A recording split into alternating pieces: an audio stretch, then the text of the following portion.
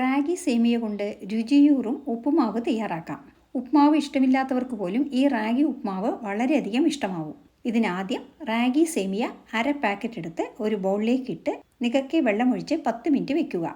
ഉപ്മാവ് ഉണ്ടാക്കാൻ ആവശ്യമായ സാധനങ്ങൾ: തേങ്ങ, ക്യാരറ്റ്, ഇഞ്ചി, പച്ചമുളക്, കറിവേപ്പില, സവാള, ഫ്രഷ് ഗ്രീൻ പീസ് എന്നിവയാണ്. സേമിയ കുതിർന്നു വരുന്ന സമയം നമ്മൾക്ക് ഇഡ്ഡലി പാത്രത്തിൽ വെള്ളം തിളപ്പിക്കാൻ വെക്കാം.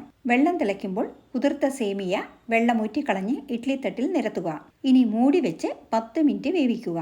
വേവിച്ച സേമിയ നല്ലപോലെ തണുക്കാൻ വെക്കാം. ഇനി ഗ്യാസ് കത്തിച്ച് പാനിൽ 1 സ്പൂൺ എണ്ണ ഒഴിച്ച് 1/2 സ്പൂൺ കടുകും 1/2 സ്പൂൺ ഉഴുന്നുപരിപ്പും 2 സ്പൂൺ നിലക്കടലയും 1 സ്പൂൺ പൊരികടലയും ചേർത്ത് വഴറ്റുക. കടുക് പൊട്ടിക്കഴിഞ്ഞാൽ ഇഞ്ചി, പച്ചമുളക്, ക്യാരറ്റ്, കറിവേപ്പില, സവാള, ഫ്രോസൺ ഗ്രീൻ പീസ് എന്നിവ ചേർത്ത് വഴറ്റുക. 1 സ്പൂൺ ഉപ്പ് കൂടി ചേർക്കുക.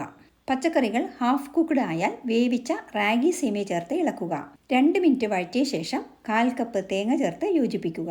ഇനി ഗ്യാസ് ഓഫ് ചെയ്ത് സെർവിംഗ് പ്ലേറ്റിലേക്ക് വിളമ്പി കുറച്ച് മല്ലിയില തൂവി അലങ്കരിക്കാം. ഇതിൻ്റെ കൂടെ നേന്ത്രപ്പഴം കൂടി വെച്ചു കൊടുക്കാം. ബ്രേക്ക്ഫാസ്റ്റിനും ഡിന്നറിനും 4 മണിക്ക് സ്നാക്സായുമൊക്കെ ഇതുണ്ടാക്കാം. വളരെ സ്വാദുള്ള ഈ ഹെൽത്തി റാഗി ഉപ്മാവ് റെസിപ്പി ഇഷ്ടമായാൽ ലൈക്ക് ചെയ്യാനും ഷെയർ ചെയ്യാനും മറക്കരുതേ.